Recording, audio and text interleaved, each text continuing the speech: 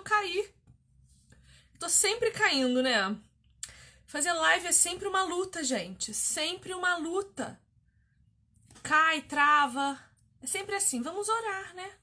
Para que o Senhor nos ajude a fazer com que essa live aconteça. Não é mesmo? Tava rolando, caímos. Mas ok. É o seguinte. Machuquei, Sara. Caí de cara e machucou sim. Machuquei. Mas tá tudo bem. Voltei em nome de Jesus. Estamos aqui para o ensino da palavra de Deus. Como eu estava dizendo, eu faço seminário, né? Tô estudando teologia, fazendo bacharel de teologia. O seminário teológico Jonathan Edwards, do Ceará.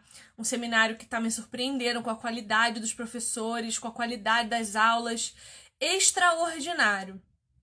E um dos professores, que é o professor William Orlandi, eu convidei para fazer essa live comigo pra gente estudar um pouco mais. A gente hoje de tarde falou sobre Eva, né, no nosso estudo de mulheres. Gente, 2 horas e 15 de live. Se vocês não assistirem ela depois, vocês vão estar perdendo muito, muito. Mas eu não vou condenar vocês, porque realmente 2 horas e 15 de Moá e Mica falando é bastante coisa. Mas amém, vai ficar lá no Spotify para você escutar no seu carro no trânsito de São Paulo, quem sabe, no trânsito do Rio de Janeiro, que dá tempo, né? 2 horas e 15 dá tempo de você ir pro trabalho ouvindo a gente.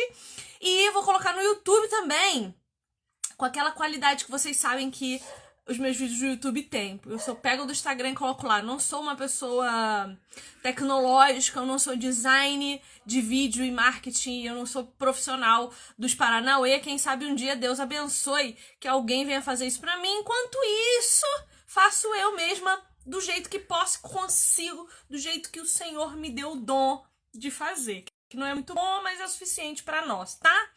Então, o professor William Orlandi vai vir falar conosco sobre Eva. Como que a dona Eva nos ensina a não interpretar a Bíblia? Ele é estudioso das hermenêuticas e das exegeses bíblicas. Eu amo, é a minha área em que eu pretendo me especializar, né? Tô fazendo semiótica agora no doutorado, mas no mestrado... Olha eu profetizando sobre a minha vida. Tô fazendo semiótica agora no mestrado, mas pro doutorado o que eu quero fazer é hermenêutica. Peraí. Professor William, primeira live dele no Instagram. Então ele tá falando comigo no WhatsApp que ele não tá conseguindo entrar na minha live. Mas vamos ter paciência. Enquanto isso, sabe o que você pode fazer para me ajudar? Pega ali o aviãozinho, envia pros seus amigos, para eles virem aqui aprender como é que Eva nos ensina a não interpretar a Bíblia. Essa live vai ser muito boa, eu tenho certeza. Se você já tem alguma pergunta prévia, o que eu acharia muito estranho, manda pra mim, comenta. Vamos esperar o professor William. Vocês vão amar o professor William. Gente boa. Achei ele aqui. Mãe, um beijo. Saudade de você, querida. Deus te abençoe, minha mãe querida. Que o Senhor esteja sobre a sua vida, te protegendo. Marcos Melo. Oi, professor! Olá, E querida, tudo aí, bem? Caiu aqui pra mim ou caiu pra você caiu aí? pra você, eu acho. Mas deixa eu já te falar uma Ixi, coisa. Fazer sim, live comigo é batalha espiritual. Meus seguidores, minhas seguidoras já estão acostumadas que assim, começou a live, é batalha, meu filho. Cai aí, trava aqui, o áudio fica ruim, o vídeo embaça. Tem que fazer uma oração. Tem que fazer, inclusive já vou orar. A gente com já certeza. se proteger com o poder do nome de Jesus para essa live acontecer, tá bom? Vamos Amém. orar. Senhor nosso Deus, majestoso Pai querido, nós estamos aqui para honrar e glorificar o teu nome. Agradecemos pela tua criação gloriosa que manifesta a tua presença no meio de nós. Obrigada por Jesus Cristo, seu Filho, nosso Senhor, que vem para nos guiar e nos conduzir com o seu Espírito Santo. Eu peço que esse momento de estudo que teremos para falar sobre a tua palavra seja de edificação tanto para nós quanto para todos aqueles que vão assistir ou ouvir e passar esse tempo conosco posteriormente. Agradeço pela tua graça que se estende sobre nós e pela tua misericórdia que tem permitido que nós, pecadores caídos, possamos professar a tua palavra e alcançar aqueles que o Senhor tem para si. Muito obrigada por esse tempo, já agradeço, porque sei que o Senhor irá nos proteger, nos ajudar a conduzir esse papo da melhor maneira, que seja para a tua honra e para a tua glória, no nome santo do nosso Senhor Jesus.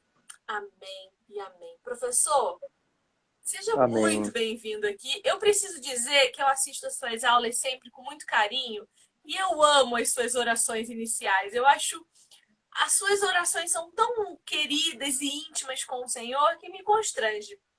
Então, eu fico muito feliz de caminhar Amém. contigo. De verdade, está sendo uma experiência muito incrível para mim fazer teologia. Eu estudo a Bíblia sozinha, né, remotamente, pela vídeo de YouTube, aulas online, cursos. Eu estudo sozinha há muito tempo, mas realmente fazer um seminário amplia a nossa visão. É É outra outra coisa, coisa. né? A sua primeira disciplina dos Sim. fundamentos, aquela filosofada louca toda lá, insuportável, me Pra acabar, ajudou a né? entender, me ajudou a entender coisas que eu, assim, sozinha eu jamais alcançaria, sabe? Os primeiros pais da igreja, as primeiras crenças. Poxa vida, Nietzsche esclareceu para mim. Então, eu tenho muito a agradecer a ti e ao seminário, a todos os professores realmente, porque eu estou muito feliz com o que tenho aprendido. Seja muito bem-vindo aqui, meu pessoalzinho é muito gente boa, você vai gostar. Olá, pessoal. Boa noite a todo mundo que está assistindo a gente. E o prazer é todo nosso, Viviane. Poder servir vocês é sempre uma grande alegria e ter alunas dedicadas igual você é a melhor Bom, coisa. então já para te constranger, eu já vou fazer um convite ao vivo aqui para ficar registrado, Hum, para eu ter provas contra a sua pessoa depois. Eu estou estudando às eu segundas-feiras, entendi. às 4 da tarde, o livro do John MacArthur, das 12 mulheres, de 12 mulheres extraordinariamente comuns, né? E o John MacArthur o livro dos Sim, 12 aham. homens extraordinariamente comuns, que é o primeiro, inclusive, e que é um best-seller. E eu quero que deixar registrado aqui o meu convite a ti, que assim que eu terminar esse estudo com a Micaela, eu e você comecemos um estudo sobre os homens da Bíblia, esses 12 Já está apóstolos. marcado. Então, por favor, diga que sim ao vivo aqui, com 30 testemunhas te assistindo ao vivo nesse momento, para eu ter como usar isso contra você depois, caso haja uma desistência. 2 ou 3 testemunhas já bastava, imagine, né? 30. Então, sim, já está marcado aqui na agenda o nosso estudo, então, dos 12 homens do Então tá MacArthur aí, ótimo. Daqui do 11 livro. semanas a gente se encontra para começar. Se apresenta Fechou. então para nós e bora. Não tem nada demais não sobre mim, pessoal. Tem 3 coisas importantes sobre mim. Uma, que eu sou cristão, isso quer dizer que eu sou uma pessoa dos piores pecadores que Jesus salvou pela sua graça. Eu sou casado com a Vitória, minha esposa. Vamos fazer 7 anos de casado. E eu sou pai de uma filha, de uma menininha chamada Alice, de 1 ano e 4 meses, que está com a perninha quebrada. Ela ganhou o troféu de pessoa mais arteira do Não, mas ano. menina é mais fácil de criar. E Menina. é mais fácil. Inacreditável. Eu nunca quebrei nada na vida, ela com 1 ano já quebrou a perna já. Agora você viu. Mas tá bem, graças a Deus. Fiz ela dormir agora, tá Fico tudo certo. feliz. E o nosso tema é sobre interpretação bíblica, Eva não é? e como ela nos ensina a não interpretar as escrituras. Aham. Então, esse tema, todo mundo sabe que é o tema da nossa vida, é o tema de todo cristão. O mais importante é como nós podemos interpretar a Bíblia da melhor forma possível, de forma mais adequada possível. E interpretar a Bíblia não é apenas uma atividade cognitiva, ela é uma atividade performativa, né? A gente interpreta a Bíblia fazendo aquilo que a Bíblia nos manda, fazendo e vivendo na vontade de Deus. Então não é algo assim que eu vou apenas analisar as frases aqui e ver, né? Então, a hermenêutica bíblica é uma tarefa para a vida toda, nunca ninguém vai ser perfeito nisso, apenas, né, quando Jesus voltar, no novo céu, nova terra, e é algo que a gente tem que labutar sempre. E como você me falou que o seu público é majoritariamente mulher, né? Eu pensei em trazer essa questão de como Eva interpretou a palavra de Deus e como isso pode nos ajudar, tanto as mulheres quanto os homens também. Isso é absolutamente aplicável aos homens a entender melhor e a praticar melhor a interpretação bíblica. Hoje de tarde. Okay? Eu estou segurando o celular, pessoal, porque o meu tripé só consegue ficar com o celular deitado. E como eu não manjo nada de Instagram, Mas olha só, por isso tá uma tremidinha aí. se tu tirar o fone e apoiar o seu celular numa coisa assim, né? Tipo, pegar uma garrafa, apoiar ele aqui, vai bem. Tentar. Beleza, então, vou tentar aqui. Você ficar mais confortável também, né? Não, mas estava tranquilo também, muito de boa. Vou tentar. Nossas lutas com o Instagram. Imagina ficar 3 horas e meia segurando esse celular na mão para estar aqui com a gente. 3 horas e meia é muito tempo. A mão vai doer, né? Eu te cai do terceiro andar lá e morre, não é possível. Escuta, a gente fez um estudo hoje à tarde aqui sobre Eva. Só cuida para não tocar na tela do celular que você vai cair. E aí machuca. Cair do Instagram machuca. E aí a gente estava estudando justamente isso, né? Como, primeiro que Eva, ela não ouviu a ordenança. Travou para mim, Jenny.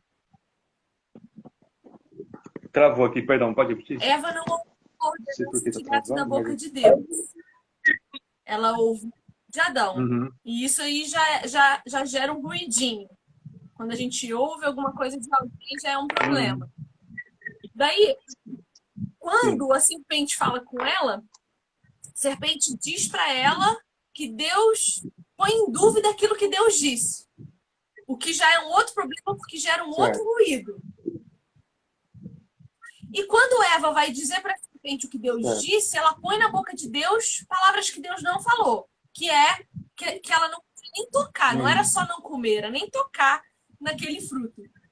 Então, a única coisa que eu imagino do que você tem para dizer hoje é isso. Então, você dá conta aí, viu? Sozinho, viu? Eu não tenho mais nada para contribuir, não. Perfeito. Então vamos... eu vou colocar uma atividade para o pessoal que está nos ouvindo, então. Abra uma Bíblia ali na passagem que a Viviane citou, que é Gênesis 3, verso 1 e 2 e 3, certo? Aí vocês vão fazer uma atividade de interpretação, porque eu vou voltar a isso daqui a pouco, ok? Quando Eva cita a palavra de Deus, então aqui no versículo 2 e 3 é a fala de Eva, e Eva está citando o quê? Está citando Gênesis 2, do 16 ao 17, que é a palavra de Deus para Adão, ok? Quando ela cita isso para a serpente, ela não faz apenas uma alteração, e a alteração mais óbvia é de tocar, né? Mas ela faz 3 alterações, ok? Então, fica aí para nossas irmãs, que nossos irmãos estão nos ouvindo, essa atividade interpretativa já, porque nossa live é sobre a interpretação bíblica, e nós vamos ver a significância profunda, né, do que é Eva ter mudado 3 pontos da palavra de Deus, que, num primeiro momento, parece, sim, muito bobo, muito tranquilo. Ninguém condenaria Eva por ter feito essas 3 alterações, mas foram essas alterações mesmas que levaram Eva para pecar. Okay? Então, fica em stand-by essa pergunta. Então, enquanto o pessoal está ouvindo aí, se quiser fazer, eu sei que você está fazendo a tentativa aí já, Viviane. Mas, ok? Então, a mais óbvia é que ela falou que não pode tocar. Então, ela acrescentou algo à palavra de Deus. Então, tem mais 2 coisas que Eva fez ao se referir a Gênesis 2, 16 e 17 que não condiz com a palavra de Deus. Então, qual é a Bíblia de Adão e Eva? É aquilo que Deus falou para eles diretamente, conforme a gente tem aqui em Gênesis 1 e 2. Beleza? Eu acho que eu consigo descobrir 2. O terceiro eu não consigo, não. Mas vai. Não. Sábado que passou agora, teve reunião de homens da nossa igreja, né? E eu fiz eles procurarem exatamente essa mudança de Eva. Eles não conseguiram achar também. Então, vai ficar muito claro quando eu falar, mas assim, não é tão simples no primeiro momento. Os homens da igreja não conseguiram achar assim imediatamente. Acharam 2 também, mas o terceiro não acharam. Mas assim, vocês vão ver que é bem claro para a gente ver, ok? Mas antes disso, a gente precisa tratar um pouco de Adão, porque Adão ele tem essa responsabilidade de cuidar de Eva. Ok? Quando a gente vai lá, por exemplo, para 1 Timóteo 2, se eu não me engano, Paulo vai falar assim, olha, o homem foi criado primeiro que a mulher, e não foi o homem que foi enganado, foi a mulher que foi enganada. Então, quando Paulo fala isso, é óbvio que Eva ela tem a sua responsabilidade. Ela foi enganada, ela não devia ter sido enganada, né? E só que quando a gente vai, por exemplo, para Romanos 5, do 12 até o final, no 21, 22, você tem ali, Eva não aparece, porque Paulo vai contrastar Adão e Cristo, e vai falar assim, ó, tudo que é desgraça no mundo, todo pecado, morte que entrou no pecado, é culpa de Adão, ok? E tudo que é de bom no mundo, a graça, a salvação, é responsabilidade de Cristo, que é o novo Adão, o último Adão, né? Então, Adão, para Paulo, ele tem a responsabilidade primeira, a responsabilidade suprema por causa da queda. Então, ainda que Eva foi enganada na sua empreitada, e ela caiu em pecado primeiro, e depois Adão pecou, Adão é o responsável final por isso. E é claro, numa cosmovisão cristã, isso é muito, muito simples de entender para nós, o homem como líder e tudo mais.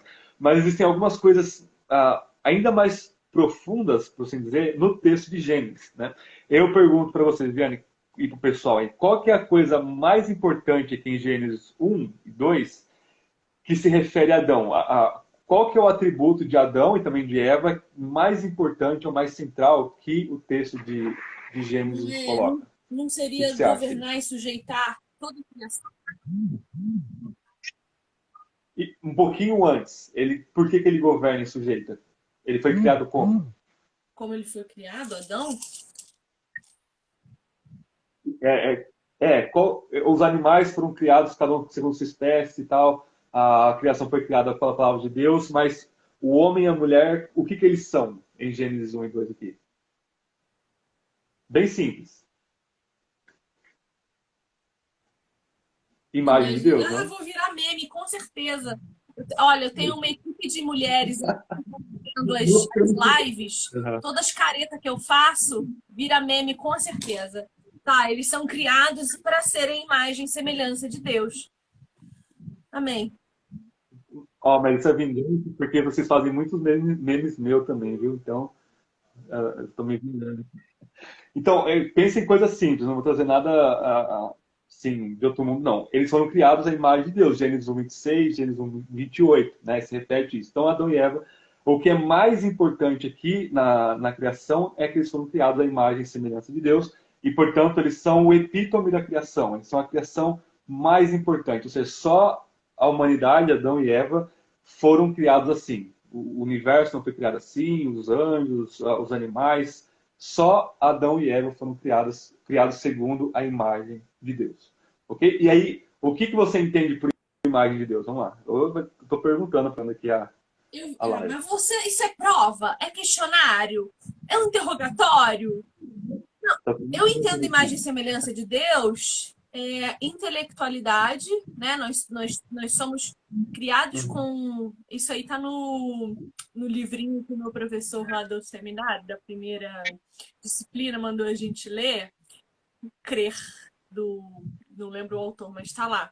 Nós temos a mesma. Nós temos o entendimento, o discernimento, o raciocínio lógico, e nós temos desejos, nós temos tomada de decisão, nós temos autonomia para tomar decisões. Então, eu entendo que imagem e semelhança não se trata apenas de aparência física.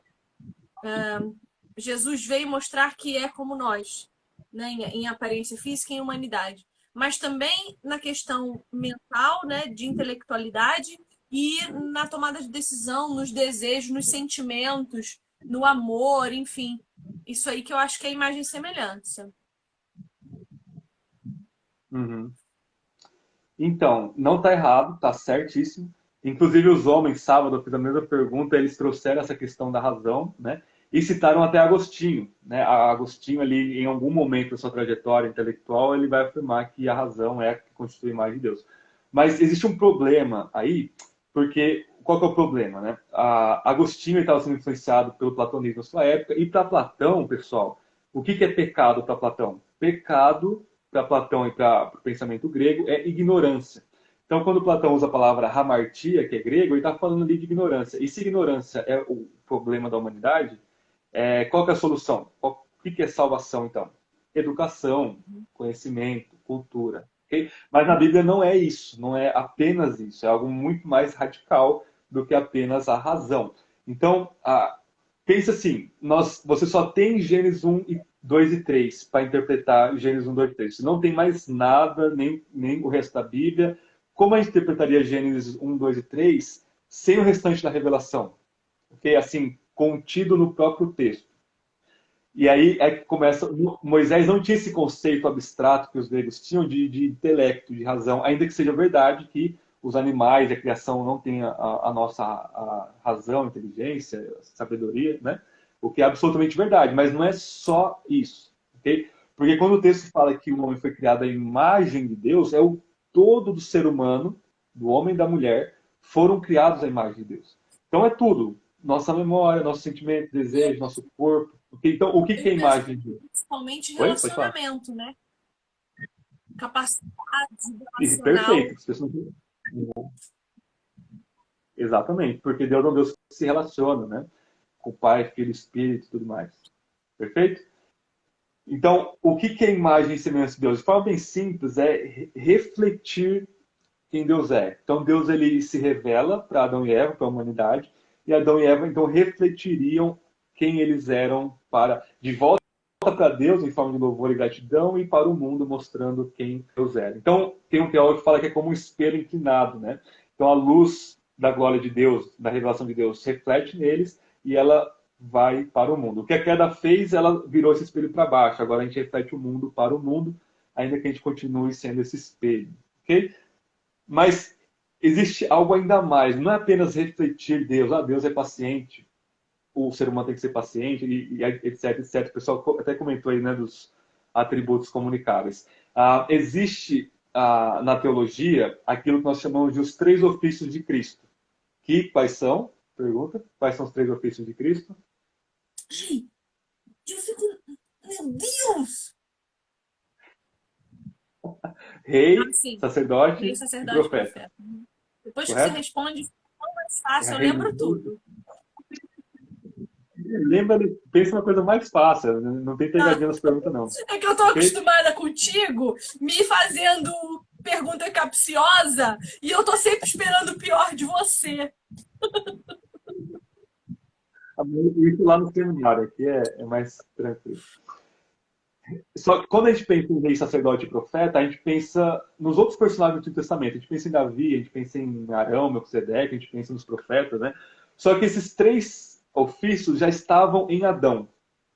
Ok? Então, ser imagem de Deus era Adão ser rei, ser sacerdote e ser profeta. A gente não vai ter tempo de aprofundar nessas 3 características e funções de Adão e Eva aqui no texto, mas só para o pessoal ter uma ideia, e aí sim, depois disso, vocês vão entender por que eu estou dando essa volta para... Eu quero culpar Adão, na verdade, né? Como o rei da criação, ele era para imitar a Deus nesse sentido. Deus é o rei, quando Deus cria o universo, está criando ali o seu palácio para reinar. Ok? Então, todo o universo é o palácio de Deus. E o Éden é uma miniatura desse reino. Okay? E Deus coloca a sua imagem no Éden exatamente para que Adão reinasse debaixo do reinado de Deus. Então, Adão era para governar toda a criação debaixo do governo de Deus para mostrar quem Deus era para o mundo nesse sentido. Okay? Então, Adão é o rei da criação de Deus, é um sub-rei, um sub-regente, debaixo do regente supremo que é Deus. Ok?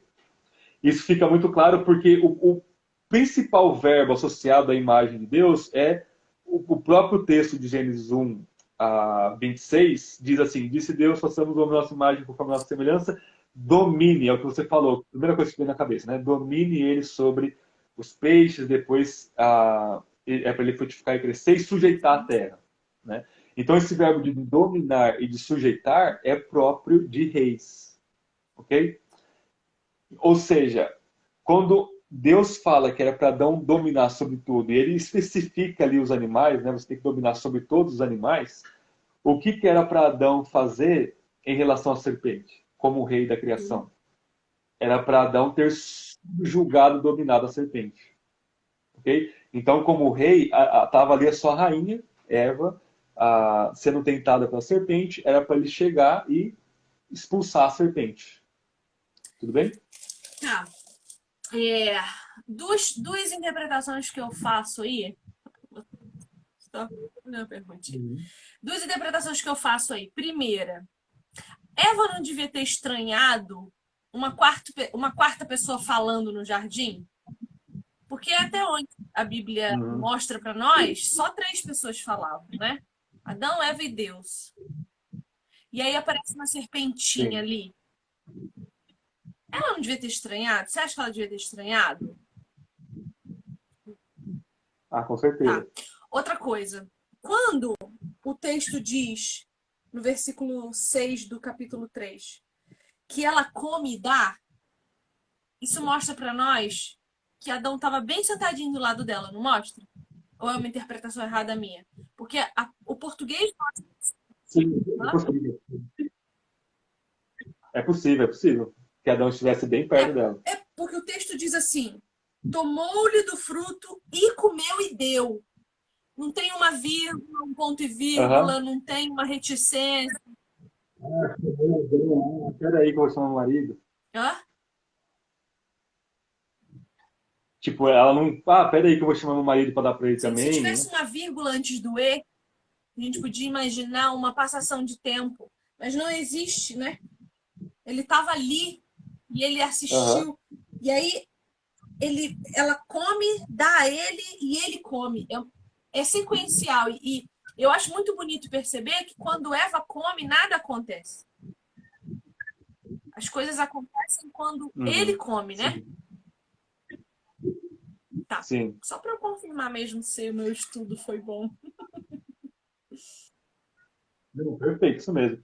Então, a gente não sabe exatamente onde Adão estava, ok? O importante é que ele é culpado. Se ele estava longe, ele é culpado porque ele tinha que estar perto da esposa, e se estava perto, ele é mais culpado ainda porque ele estava sendo duplamente omisso ali, o infeliz. Por falar português claro aqui. Beleza? Então, como rei, Adão tinha que dominar a serpente e expulsá-la, independente de onde ele estivesse no jardim. Okay? Estivesse dormindo numa rede, era para ele chegar e expulsar a serpente. Beleza? Como sacerdote, olha comigo Gênesis 2,15, se você quiser ler, pode ler. Gênesis 2,15. Tomou, pois, o Senhor Deus ao homem e o colocou no jardim do Éden para o cultivar e o guardar. Perfeito. Pessoal, essas duas palavras, esses dois verbos, cultivar e guardar, eles só são usados juntos no Antigo Testamento para se referir ao serviço sacerdotal no templo ou no tabernáculo. Ok? Se o pessoal quiser anotar para ler um outro momento, acho que a gente não vai ter tempo, mas Números 3, o 7 ao 8 e Ezequiel 44, 14, das principais passagens, mas assim, todas as vezes que cultivar e guardar aparecem, se refere ao cultivo e à guarda do templo. Ok? Ou seja, o Éden, dentro da trajetória bíblica, é o primeiro templo. É o templo ali, é um prototemplo, você pode dizer assim. Como que a gente sabe disso? Porque a própria construção do tabernáculo e do templo reflete todo, o candelabro imitando uma árvore ali, você tem os querubins no véu do Santo dos Santos, todo o imaginário do tabernáculo e do templo vem do Éden. Então, o Éden é o templo aqui de Quais são Adão e os Eva. dois textos, De forma bem William? simples. Quais são os dois textos que você falou para visitar depois? Números? 3, 7 ao Ah, 8 e Ezequiel 44, tá, 14. Mas, assim, tem dezenas de outros textos. Esses são dois exemplos tá. só. Ok? Então, o Éden é o primeiro templo. De forma bem simples, o que é o templo? É o local onde Deus se encontra com o seu povo. Onde que Deus se encontrava com o seu povo aqui, no caso, o casal, né? No Éden. O Éden, então, era o templo protótipo aí do do Antigo Deixa Testamento. eu fazer Okay? Então, Adão, como o sacerdote do templo, era para ele cultivar, ou seja, era para ele expandir esse templo e era para ele guardar o templo.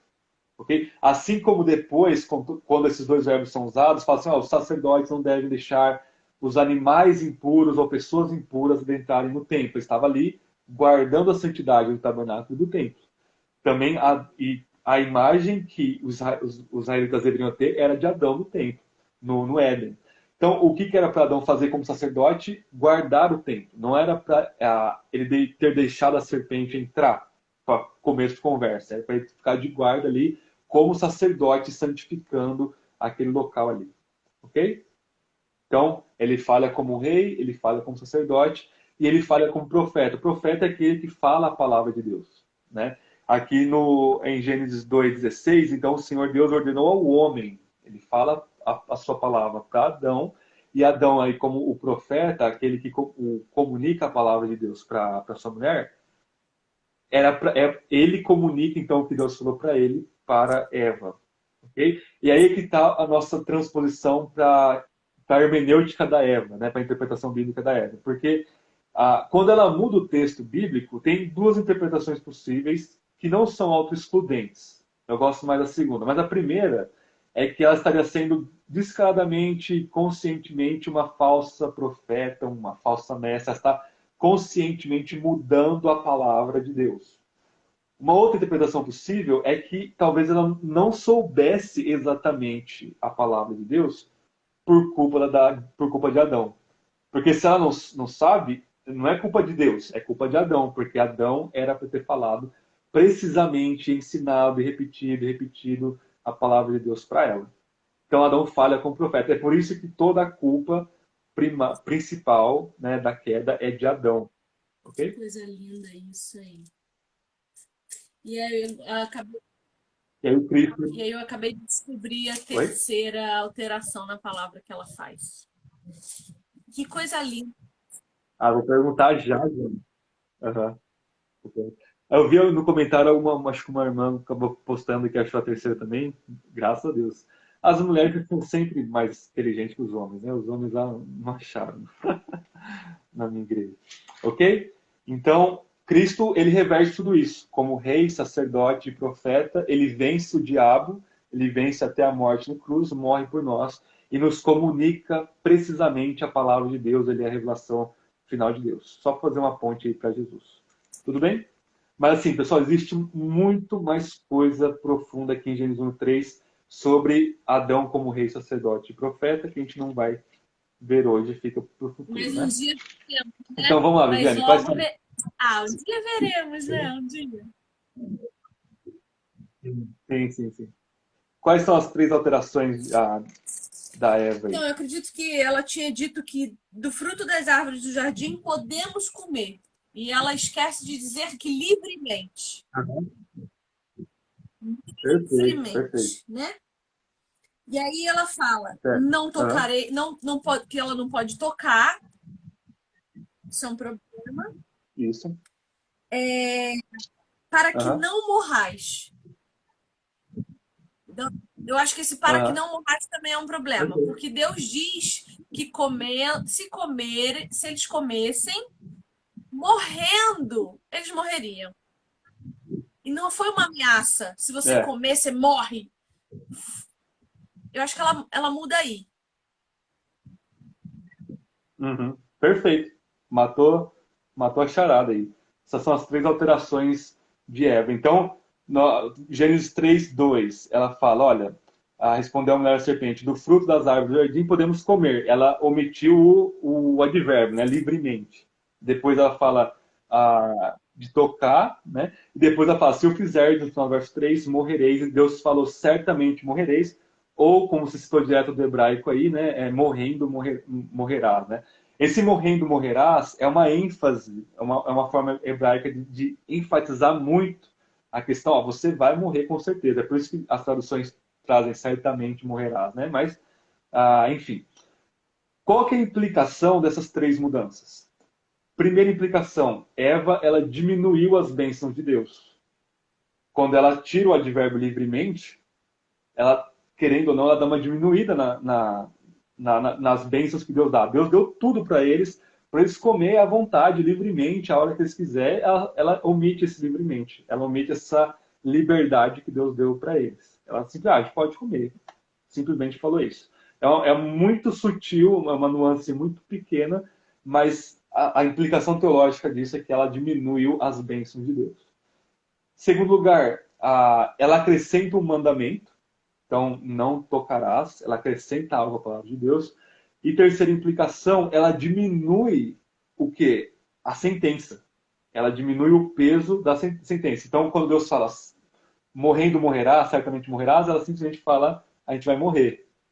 E querendo ou não, quando você tira essa ênfase do hebraico, você diminui a sentença. Ok? Então, aqui está o segredo de muito da espiritualidade cristã da nossa vida. Quando a gente. O que o diabo vai fazer? O diabo vai fazer com que a gente esqueça constantemente da plenitude das bênçãos de Deus em Cristo por nós. Né? Diz lá, Efésios 1:3, que todas as bênçãos espirituais foram nos dadas nos lugares celestiais em Cristo. Então, tudo, Deus nos deu tudo, né, que nos conduz à vida e à piedade. Pedro fala isso na sua carta. Então, o que o diabo vai fazer? Ele vai diminuindo, né, e vai colocando empecilhos para nós desfrutarmos da plenitude do que Deus tem para nós. E aí a gente vai pecar. Professor, agora sim, Okay? ó, a questão é a seguinte: quando eu leio esse texto,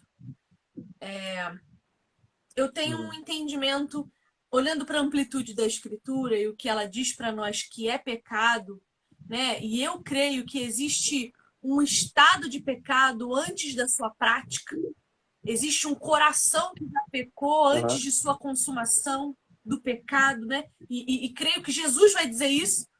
Jesus vai dizer, olha, antes que você se deite na cama com outra mulher, o seu coração já adulterou com ela, né? Tendo em vista o que Eva respondeu para a serpente, eu também posso inferir que o coração dela já estava nesse estado de pecado. Porque a Bíblia também vai dizer para mim que eu não sou tentada naquilo que não estou inclinada a pecar.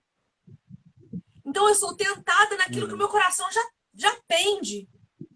Então, olhando para esse texto, eu acredito que Eva ela já estava com todos esses pensamentos dentro dela, e o que a serpente fez foi externalizar em voz alta aquilo que o coração dela já dizia. Então, quando ela come do fruto, ela já tinha pecado, o que mostra ainda mais a falha sacerdotal de Adão, né? Que não a discipulava, que não a alimentava. Já existia, pensando sobre esse aspecto, já existia alguma coisa já estava acontecendo, né? Um distanciamento emocional entre esse casal. Enfim. Então, quando ela peca, o coração dela já tinha pecado, né? Sim.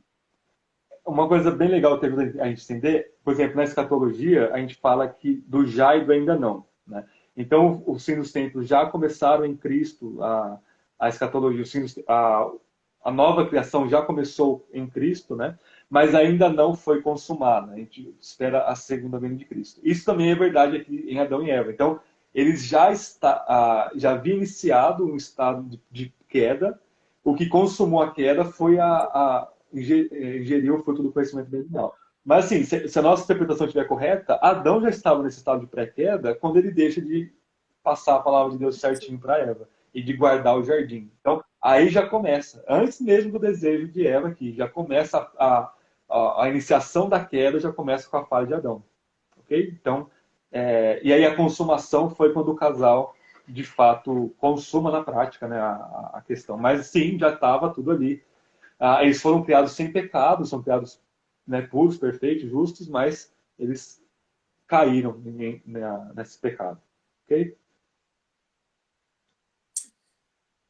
Que coisa bonita, né? Eu acho que Gênesis 1, 2 e 3 são textos que a gente pode ler, reler, reler, reler e ler de novo. Reler e ler, né?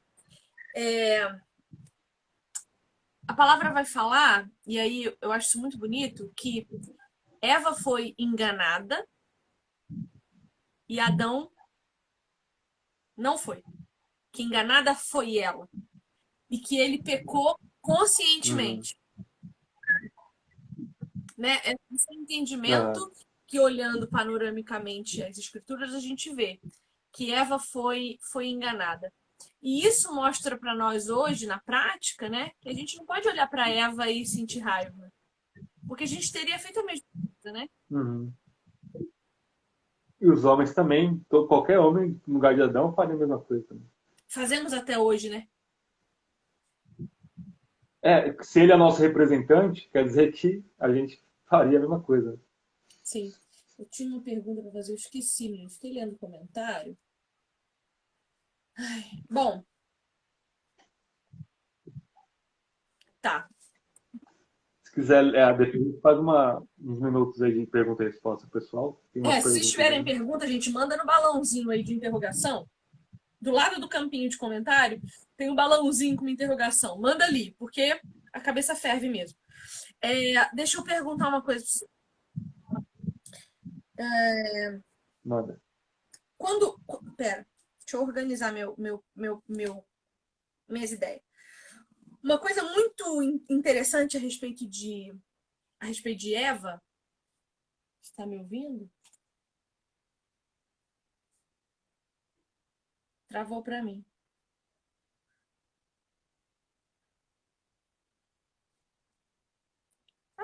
Volta, volta, volta. Eu que travei ou foi o professor? Gente, me fala. Foi ele. Foi ele mesmo. Rafaela. É verdade, Rafaela, porque Eva estava experimentando fora do jardim pela primeira vez todas as dores que a gente já conhece desde o nascimento, né? Desde o nascimento. A gente já conhece todas essas dores. A gente falou muito disso hoje na live das 4 da tarde, que a gente estudou Eva mais cedo. A gente falou muito sobre isso, muito mesmo. E fantástico. Tadinha da Eva. Ele vai voltar. Daqui a pouco ele volta, gente. Espera lá. Vocês têm pergunta? Pode perguntar. Manda aí no balãozinho pra mim.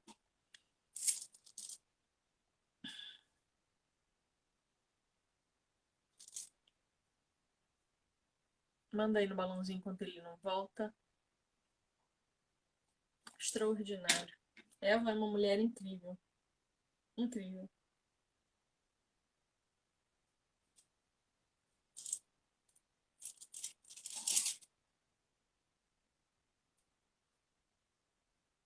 Cadê meu professor?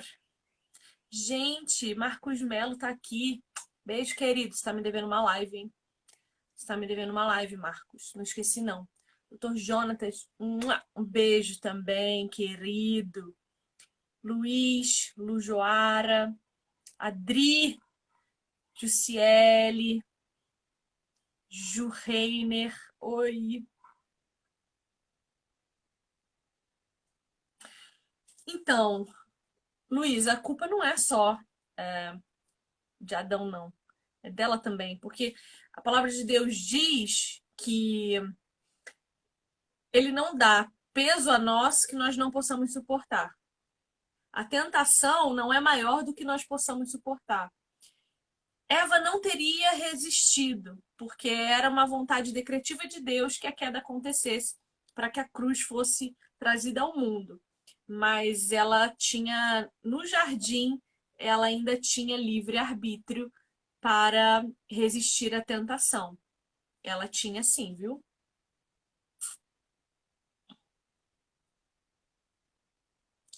Ela tinha.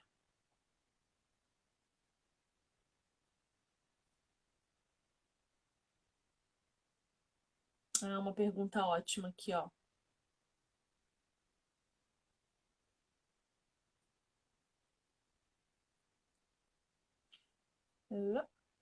Júnior está perguntando.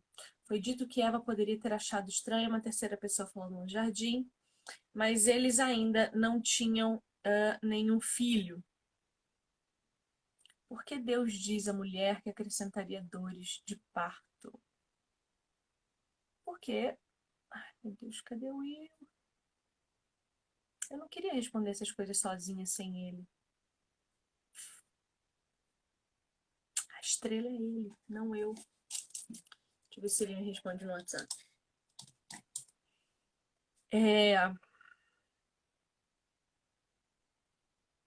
Então, certamente não haveria dores de parto, ok? Certamente não haveria dores de parto no nascimento, mas com a saída deles do jardim, haveria já muitas dores, haveria já muito sofrimento.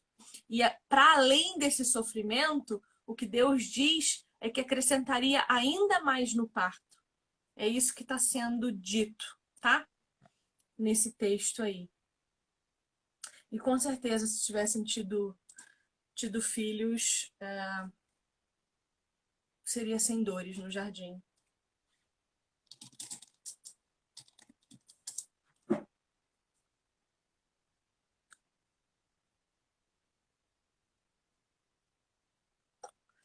Antes do pecado de comer o fruto, houve então uma rebelião dentro do coração de Adão e Eva? É o que o texto indica.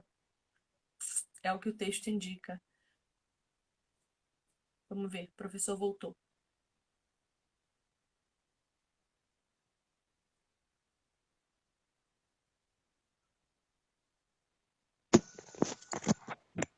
Gente, desculpa, caiu aqui a internet. Pior que tá normal, viu? Falei pra você que é luta, falei pra você que é batalha. Eu falei, você não acreditou em mim? Vou te mandar as perguntas, tá? Manda. Se Eva não tinha tido filho no jardim ainda, como é que Deus disse que aumentaria sobremodo suas dores de parto? No futuro, né?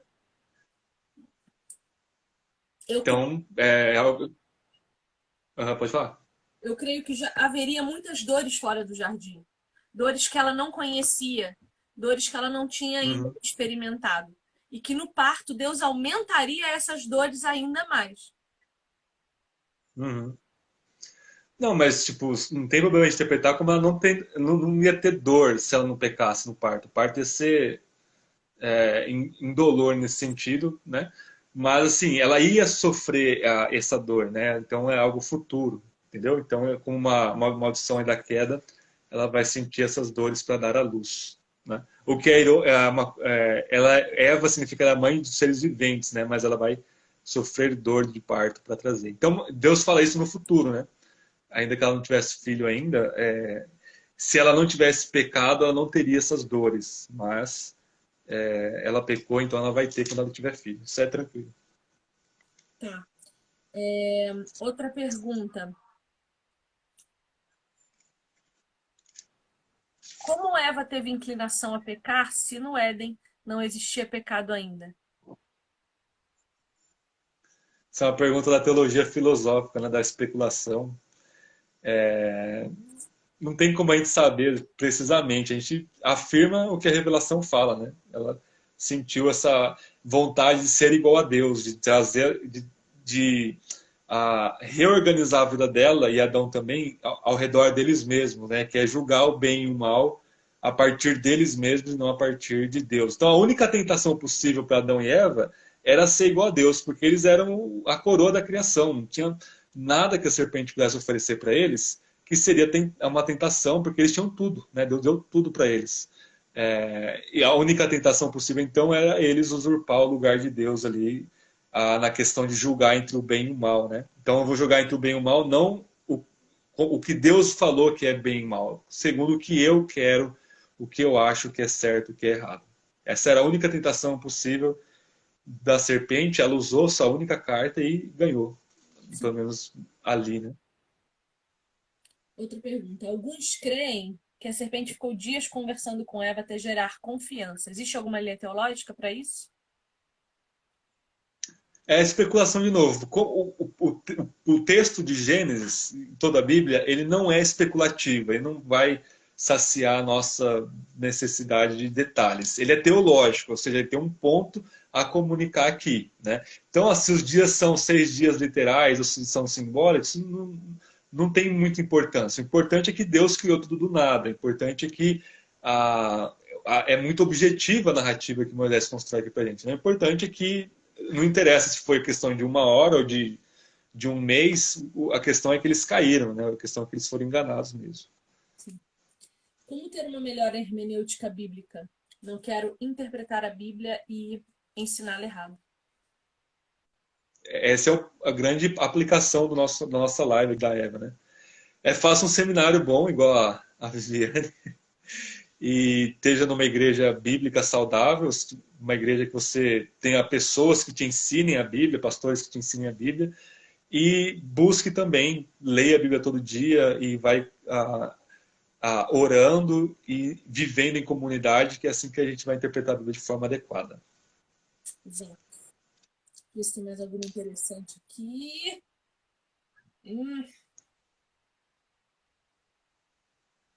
Tá, interessante falar que antes da queda, homem e mulher eram um, né? Eu tenho esse entendimento até para falar sobre casamento, que Eva vai ganhar um nome, versículo 3:20, primeira vez que Eva aparece, né? Até ali ela era mulher, fruto, né, dali da costela de Adão. Então, quando a palavra diz que haveria inimizade entre a serpente e a mulher, e isso está aqui numa das perguntas, vou pôr a pergunta aqui, ó. Põe. Gostaria que o professor comentasse sobre a inimizade entre a mulher e a serpente. Por que não fala entre homem também?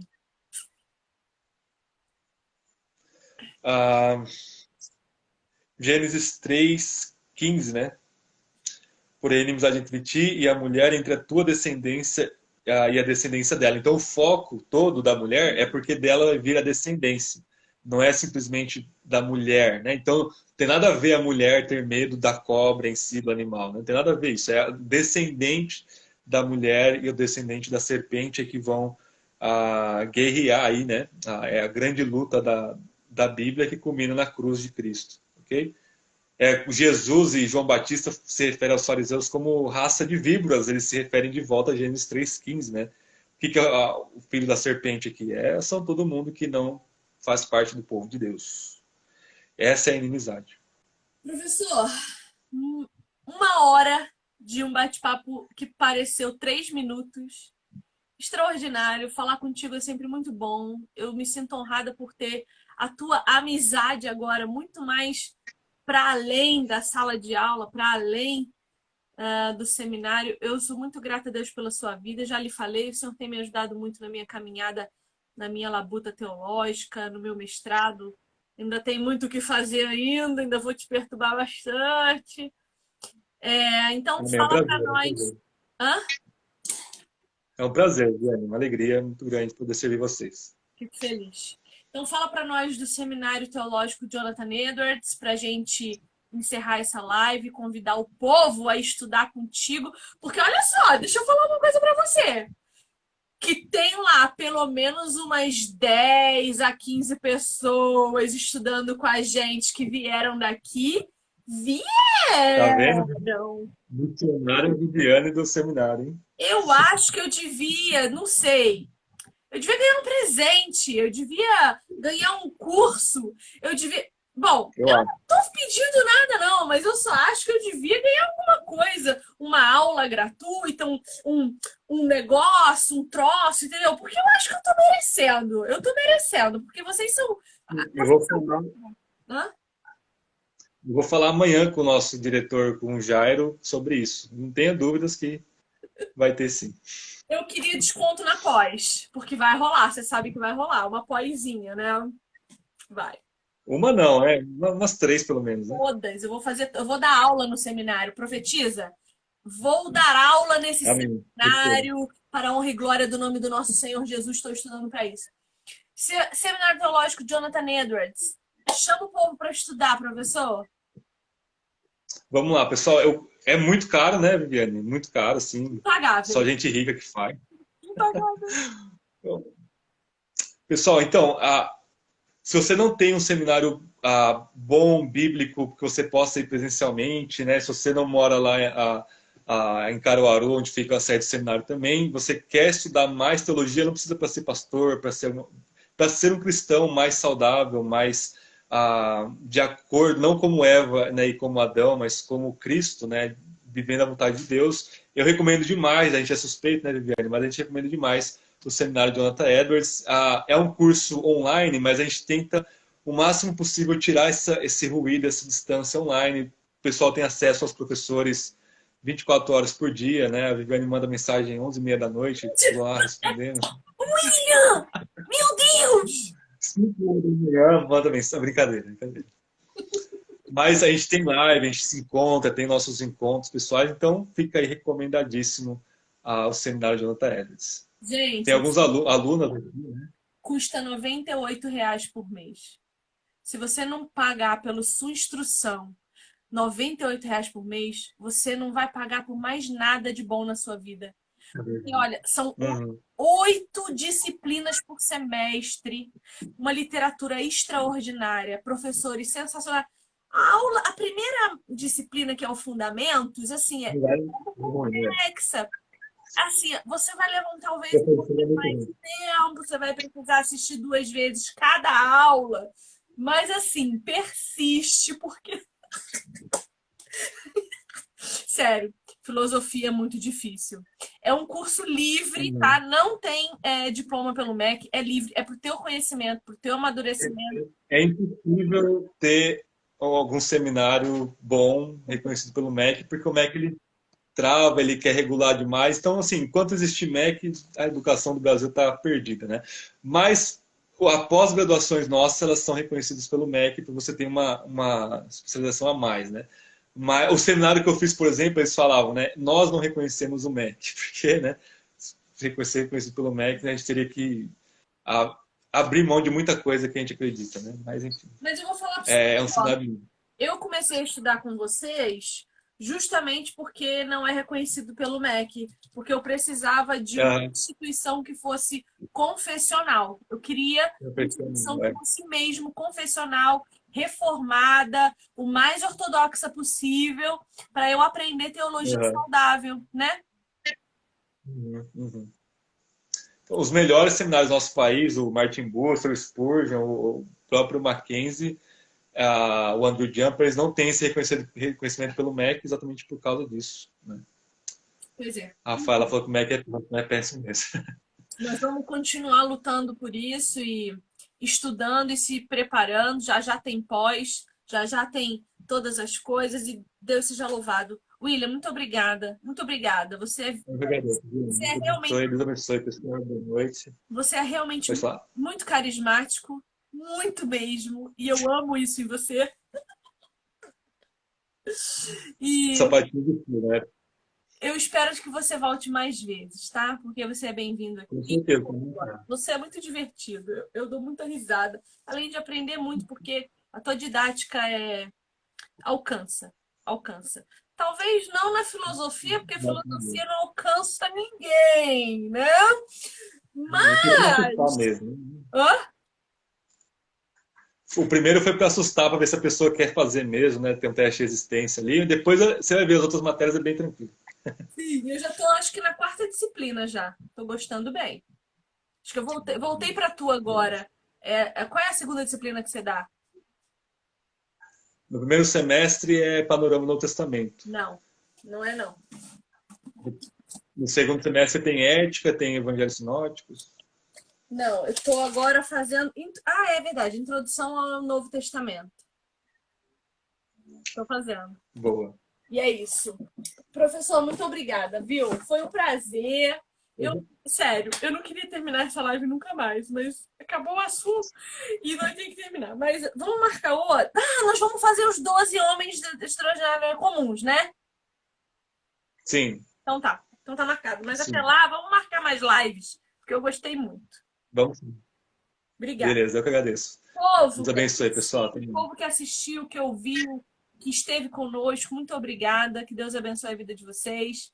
Que nosso Senhor resplandeça a face sobre a vida de vocês e que a gente amadureça a nossa vida cristã com entendimento bíblico e conhecimento de Deus. Muito obrigada por tudo. Um beijo. Tchau, professor. Tchau, Viviane.